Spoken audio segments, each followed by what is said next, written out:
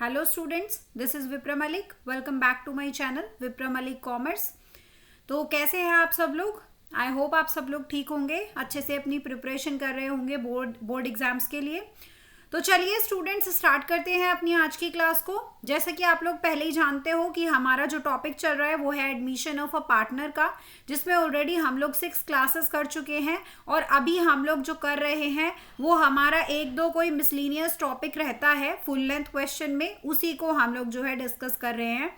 तो आज का जो हमारा क्वेश्चन होगा उसमें एक नया टॉपिक क्या रहेगा, उसमें नया टॉपिक ये रहेगा कि जब नया पार्टनर जो है कैपिटल ही नहीं लेकर आता है या फिर उसकी कैपिटल जो है क्वेश्चन में गिवन नहीं होती है, तो उस केस में हम न्यू पार्टनर की कैपिटल को कैसे कैलकुलेट करते हैं, वही आज के क्वेश्चन के थ्रू हमें समझना है। ठीक है, इसके अलावा हमारा एक टाइप का क्वेश्चन और बचता है। वो क्या क्वेश्चन होगा हमारा, वो रहेगा कि जब न्यू पार्टनर आता है उसी के कैपिटल के अकॉर्डिंग पूरे बाकी जो पार्टनर्स होते हैं पुराने, उनकी कैपिटल को भी एडजस्ट किया जाता है। सिर्फ वही एक टॉपिक रहता है, वो मैं आपको कल की क्लास में करा दूंगी और आपका जो एडमिशन ऑफ अ पार्टनर है वो खत्म हो जाएगा। ठीक है, तो चलिए स्टूडेंट्स स्टार्ट करते हैं रीड करना आज के क्वेश्चन को।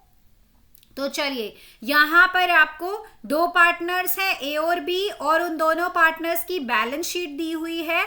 उससे पहले आपको बताया है कि उनका जो रेशो है वो 2:1 है। ठीक है, ये आपकी बैलेंस शीट है। लायबिलिटीज में बैंक ओवरड्राफ्ट है, रिजर्व फंड है, सन्ड्री क्रेडिटर्स है और कैपिटल्स तो होती ही है। चलिए, इसके अलावा आपकी एसेट्स है। एसेट्स में डेटर्स थे, ग्रॉस डेटर्स 40,000 के थे और प्रोविजन जो है वो 3,600 का है। तो आपके जो नेट डेटर्स आए हैं वो कितने हैं, 36,400। इसके अलावा स्टॉक है, बिल्डिंग है, पेटेंट्स हैं और मशीनरी है। तो चलिए देखते हैं कि आगे क्वेश्चन में क्या दिया हुआ है। आगे है, they admitted C into the partnership on 1 April 2018। उन्होंने क्या किया, उन्होंने 1 अप्रैल 2018 को सी एक पार्टनर है उसका एडमिशन कर लिया। ठीक है, उसके बाद उन्होंने बताया कि जो न्यू प्रॉफिट शेयरिंग रेशो है वो अब रहेगा 3:2:1। ठीक है, C brings in proportionate capital after the following adjustment. C जो है अपने हिस्से का कैपिटल लेकर आएगा ये सारी एडजस्टमेंट्स के बाद। इसका मतलब क्या है कि हमें जो है सी का कैपिटल गिवन नहीं है कि सी कितना कैपिटल लेकर आया है। तो चलिए पढ़ते हैं क्या क्या एडजस्टमेंट्स करनी है। C brings in ₹10,000 in cash as his share of goodwill। C जो है, जो न्यू पार्टनर है, वो 10,000 रुपए लेकर आया है अपने हिस्से की गुडविल के। ठीक है, इसके अलावा बाकी जो पॉइंट्स हैं ये हमारे रिवैल्यूएशन से रिलेटेड है। हमें क्या करना है, हमें रिवैल्यूएशन अकाउंट बनाना है, हमें कैपिटल अकाउंट्स बनाना है, हमें ओपनिंग बैलेंस शीट बनानी है। तो सबसे पहले क्या बनाना है हमें बच्चों, रिवैल्यूएशन अकाउंट। तो चलिए रिवैल्यूएशन अकाउंट बनाते हैं। आपको मैंने पहले भी 2-3 बार बताया है कि जो हमारा लॉस होता है वो डेबिट साइड आता है और जो हमारे लिए प्रॉफिट होता है वो हमारा किस साइड आता है, वो हमारा आता है क्रेडिट साइड, है ना। तो लॉस कब होगा, लॉस तब होगा जब असेट की वैल्यू जो है वो कम हो जाएगी, है ना, जब असेट्स की वैल्यू डिक्रीज होगी, या फिर लाइबिलिटी की जो वैल्यू है वो जब बढ़ जाएगी। तो दोनों ही केस में क्या होगा, लॉस होगा। तो लॉस हमारा डेबिट साइड आएगा और प्रॉफिट में इसका उल्टा हो जाएगा, यानी कि जो असेट्स है उनकी वैल्यू ऐड होगी या इंक्रीज होगी और लाइबिलिटी की जो वैल्यू है वो कम हो जाएगी, है ना। तो ये हमें क्या करना है, इसके इस कॉन्सेप्ट के थ्रू हमें बनाना है रिवैल्यूएशन अकाउंट। तो देखो, सबसे पहला था कि provision for doubtful debt is to be reduced by 2,000। तो प्रोविजन फॉर डाउटफुल डेट जो होती है एक तरीके से लाइबिलिटी है और लाइबिलिटी जो है 2,000 रुपये कम हो रही है, और लाइबिलिटी कम हो रही है तो इसका मतलब इस तरफ आएगा, तो by provision for doubtful debts 2,000। Next क्या है, there is an old typewriter value 2,600, it does not appear in the books of the firm, it is now to be recorded. एक पुराना टाइपराइटर था, यानी कि कोई असेट थी हमारे फर्म के लिए जिसकी वैल्यू थी 2,600, ये पहले से बुक्स में नहीं था लेकिन अब हमें रिकॉर्ड करना है। दैट मीन्स हमारे पास क्या आ गई है, हमारे पास एक अनरिकॉर्डेड असेट आ गई है। तो हमें क्या करना है, हमें अनरिकॉर्डेड असेट को क्या करना है, रिकॉर्ड करना है। तो दैट मीन्स हमारी असेट बढ़ गई है, तो ये भी इधर आ जाएगा बाय टाइपराइटर 2,600। इसके बाद क्या गिवन है कि पेटेंट्स आर वैल्यूलेस, जहां पर ये वर्ड आ जाए वैल्यूलेस, दैट मीन्स उसकी जितनी भी वैल्यू थी वो पूरी की पूरी खत्म हो गई है। तो यानी कि पेटेंट्स हमारे कितने के थे, 2,000 रुपीज के थे हमारे पेटेंट्स, और पूरे के पूरे ही क्या हो गए, खत्म हो गए। दैट मीन्स किधर आएगा, असेट कम हो गई तो डेबिट साइड में, तो 2 पेटेंट्स 2,000 है ना। चलिए नेक्स्ट क्या है, 2% discount is to be received from creditors, जो हमारे क्रेडिटर्स हैं उनसे हमें 2% डिस्काउंट मिल रहा है। तो क्रेडिटर्स क्या होते हैं, क्रेडिटर्स होते हैं हमारे लिए क्या, लाइबिलिटी, और लाइबिलिटी जो है जब उनपे हमें क्या मिल रहा है, उनपे हमें मिल रहा है डिस्काउंट, दैट मीन्स हमारा क्या है, हमारा फायदा है। तो हमारा जो फायदा है वो किधर लिखा जाएगा बताओ, वो लिखा जाएगा क्रेडिट साइड पर। तो कितने के थे क्रेडिटर्स, हमारे कितने के थे, 20,000 के थे, और कितना परसेंट डिस्काउंट, 2% डिस्काउंट। तो 20,000 का 2% कितना होगा, 400 है ना। तो इसको भी हम क्रेडिट साइड रिकॉर्ड कर देंगे। अब इधर तो सिर्फ 2,000 है और इधर कितना हो गया 5,000, तो दोनों साइड हम क्या लिखते हैं, जो ज्यादा होता है तो दोनों साइड 5,000 लिख देंगे। और इस 5,000 को हमें किस रेशो में डिस्ट्रीब्यूट करना है, 2:1 में। तो 5,000 में से ये 2,000 भी तो माइनस होंगे ना, जो लॉस था, तो ये 2,000 माइनस करने के बाद कितना बचा, 3,000, और 3,000 को हमें क्या करना है, 2:1 में डिवाइड करना है, तो 2,000 और 1,000। ठीक है, ये प्रॉफिट कहाँ जाएगा, ये प्रॉफिट कैपिटल अकाउंट में जाएगा। तो चलिए अब नेक्स्ट हमें क्या प्रिपेयर करना है, कैपिटल अकाउंट्स प्रिपेयर करने हैं। तो ये हुआ ए, बी और सी का डेबिट साइड, और ये ए, बी और सी का क्रेडिट साइड। सबसे पहला हमारा क्या काम होता है, कैपिटल का ट्रांसफर। तो ए की कैपिटल थी 40,000, बी की कैपिटल थी कितनी, 30,000। तो सबसे पहले हम ये बैलेंस लेकर आए कैपिटल का 40,000 और 30,000। उसके बाद हमारे पास रिजर्व भी तो था ना, जब न्यू पार्टनर का एडमिशन करते हैं, जो फर्म में कोई रिजर्व रखा होता है उस रिजर्व को भी पुराने पार्टनर्स को डिस्ट्रीब्यूट कर दिया जाता है ओल्ड रेशो में। ठीक है, तो इसीलिए हमारा ये जो रिजर्व है 12,000 का, इसको भी हम 2:1 में डिस्ट्रीब्यूट कर देंगे ए को और बी को। तो कितना आएगा, 8,000 ए का और 4,000 बी का। इसके अलावा हमारा जो रिवैल्यूएशन का प्रॉफिट आया था 2,000 और 1,000, ये भी हम किसको दे देंगे, पुराने पार्टनर्स को, उनके कैपिटल अकाउंट में। ठीक है, इसके अलावा हमें क्या करना है, 10,000 की जो गुडविल लेकर आया था सी, उसको हम देंगे, लेकिन देंगे किसको, उसके लिए तो सैक्रिफाइस रेशो चाहिए। तो सबसे उसके लिए हम क्या करते हैं, old ratio minus new ratio. तो ओल्ड रेशो क्या है, 2:1, और न्यू रेशो क्या है, 3:2:1। तो सबसे पहले हम कैलकुलेट करते हैं सैक्रिफाइसिंग रेशो। तो old ratio minus new ratio. तो 2:1 को क्या लिखते हैं बताओ, 2:1 को लिखते हैं क्या, 2/3 और 1/3 है ना, ऐसे तो लिखते हैं। तो अब हमने क्या किया, हमने 2/3 और 1/3 लिखा, और इसमें से हमने न्यू रेशो यानी कि 3/6 और 2/6 को क्या कर दिया, माइनस कर दिया। तो यानी कि ए का आया 1/6 और बी का आया कितना, 0। दैट मीन्स कि बी ने कोई भी सैक्रिफाइस जो है वो नहीं किया। जब बी ने अपने हिस्से में से कुछ सैक्रिफाइस किया ही नहीं है तो फिर बी को क्या पैसा मिलेगा, बी को तो कुछ भी नहीं मिलेगा ना।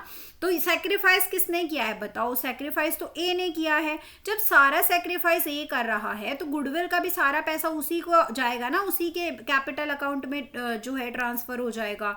तो चलिए हमें क्या करना है, हमें ये जो प्रीमियम फॉर गुडविल है ये 10 के 10,000 किसके कैपिटल अकाउंट में लिखने हैं, ए के कैपिटल अकाउंट में। ठीक है, यहाँ पर प्रीमियम फॉर गुडविल क्यों लिखा है बच्चों, यहाँ पर प्रीमियम फॉर गुडविल इसलिए लिखा है क्योंकि वो गुडविल जो है कैश में लेकर आया है। सारे केसेस पढ़े हैं ना गुडविल के, गुडविल की क्लास अगर नहीं देखी है तो एक बार देख लेना, सारे केसेस आपको समझ में आ जाएंगे।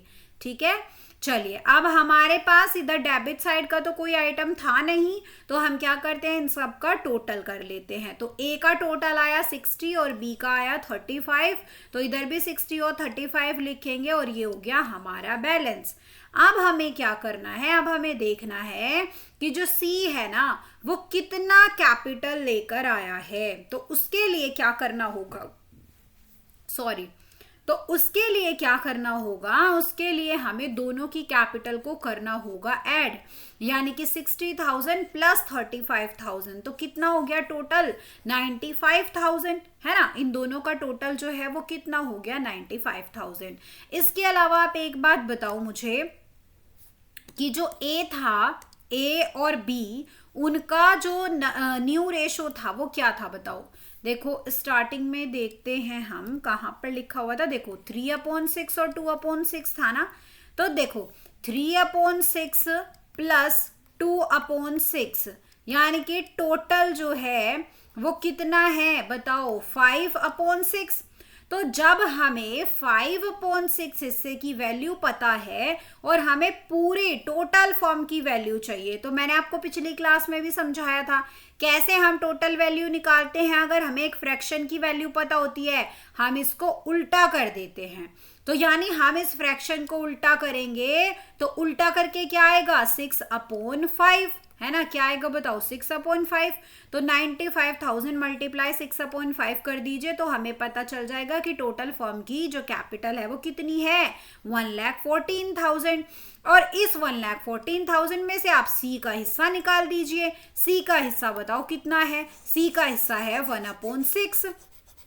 कितना है सी का हिस्सा, सी का हिस्सा है 1/6। तो 1/6 आप किसका निकाल दीजिए 1,14,000 का, तो कितना आएगा 19,000। तो यानी कि जो बी वो जो सी है ना वो कितना लेकर आया है कैपिटल 19,000। आपको मेरे फोटो के पीछे इधर दिखाई नहीं दे रहा होगा, मैं थोड़ा ऊपर भी लिख देती हूँ और आपको पता भी है इधर टोटल में यहाँ पर देखो लिखा हुआ है ना, इस साइड पे तो लिखा हुआ है ना डेबिट साइड पे देखो 19,000, तो ये 19,000 वो लेकर आया, तो आप लिख दोगे बाय बैंक 19,000।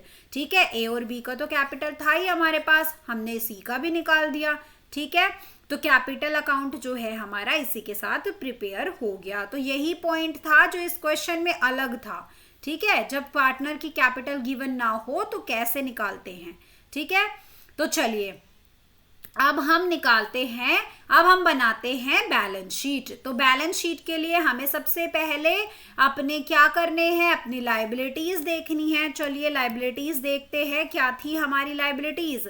हमारे पास बैंक ओवरड्राफ्ट था, तो इसका तो एडजस्टमेंट हम करेंगे बैंक बैलेंस में। क्यों, क्योंकि जो बैंक ओवरड्राफ्ट है फिर नया पार्टनर भी कुछ पैसा लेकर आया है तो वो सारा एडजस्टमेंट हमें करना है। तो इससे पहले हम क्या करते हैं बाकी चीजों को लिखते हैं। तो देखो रिजर्व फंड तो हमने डिस्ट्रीब्यूट कर दिया, पार्टनर्स को दे दिया ये पैसा, तो ये तो अब नहीं लिखा जाएगा ना लायबिलिटी साइड पे। तो अब लिखना क्या है, देखो सन्ड्री क्रेडिटर्स हैं, क्रेडिटर्स 20,000 के थे लेकिन हमें कुछ डिस्काउंट भी मिला था ना, 400 रुपये का डिस्काउंट भी मिला था। तो 20,000 में से हमें क्या करना है वो 400 माइनस करके लिखने हैं। तो 20,000 में से हमने वो 400 माइनस करके लिख दिए, तो कितने आ गए 19,600। और क्या लिखते हैं, और तो कोई लायबिलिटी बची नहीं, तो बाकी सारी जो है हम कैपिटल्स लिख देते हैं ए बी और सी की। तो कितनी कितनी कैपिटल है 60,000, 35,000 और 19,000। ठीक है, इसके अलावा अब हम देखते हैं अपनी असेट साइड। तो असेट साइड में हमारा जो डेटर्स थे वो 40,000 थे और प्रोविजन हमने 3,600 का बनाया था, लेकिन क्वेश्चन में बोला गया था कि हमारा जो प्रोविजन है वो 2,000 रुपये कम हो गया है। यही तो बोला था ना, 2,000 रुपये कम हो गया है। दैट मीन्स अब हमारा जो प्रोविजन बाकी है वो सिर्फ 1,600 का बाकी है। तो अब हम जो न्यू बैलेंस शीट में दिखाएंगे वो दिखाएंगे 40,000 माइनस 1,600। समझ गए ये 1,600 कहाँ से आया? तो हमारे जो नेट डेटर्स हैं वो कितने हैं? 38,400। अभी बैंक बैलेंस की बात करेंगे रुक के, पहले हम बाकी एसेट्स देखते हैं। तो बाकी एसेट में क्या था? स्टॉक था 20,000 का। देखो स्टॉक में कोई चेंज आया है क्या? जी नहीं, स्टॉक में तो कोई चेंज नहीं आया, तो स्टॉक को पूरा 20,000 का लिख दीजिए। इसके बाद हमारा नेक्स्ट है बिल्डिंग। तो बिल्डिंग में क्या कोई चेंज आया था? जी नहीं, बिल्डिंग में भी कोई चेंज नहीं आया, तो बिल्डिंग को भी पूरा 25,000 का लिख दीजिए। इसके अलावा आपकी क्या थी? मशीनरी थी। मशीनरी थी 33,600 की। क्या मशीनरी में कोई चेंज आया है? क्या मशीनरी में कोई चेंज आया है? मशीनरी में भी कोई चेंज नहीं आया है ना? नहीं आया है, तो मशीनरी भी हमारी वही 33,000 की आ जाएगी। तो 33,000 की लिखी है ना? नहीं, ये गलती से यहाँ पे 6 लिखा गया, ये 33,000 की ही है मशीनरी। ठीक है, ये गलती नहीं, आई थिंक ये 33,600 की है। मैं देखती हूँ, चेक करती हूँ उसको कितने का है। ये 33,600 की ही है भाई, 33,600 की ही है ये मशीनरी। यस यस यस, ये यहाँ पर मिस प्रिंट हो गया है। चलिए, तो अब हम नेक्स्ट क्या देखते हैं? टाइपराइटर। तो टाइपराइटर तो पहले से हमारी बुक्स में था नहीं, एक न्यू असेट था जो हमने अब रिकॉर्ड किया। तो कितना न्यू असेट है? 2,600 का, तो 2,600 का लिख दीजिए। इसके अलावा एक और पॉइंट था कि पेटेंट्स भी हमारे पास थे, लेकिन हमें बोला गया था कि जो पेटेंट्स है ना वो वैल्यू लेस हो गए हैं, तो अब उनकी जो वैल्यू है वो 0 हो चुकी है। जब 0 ही हो चुकी है तो फिर उसको हम क्या लिखें, है ना? अब हम लास्ट में आते हैं अपने बैंक अकाउंट के ऊपर। तो चलिए अभी बताइए, हमारे पास क्या था? हमारे पास तो ऑलरेडी लाइबिलिटी थी, यानी कि हमने तो ऑलरेडी 15,000 एक्स्ट्रा निकाले हुए हैं बैंक से।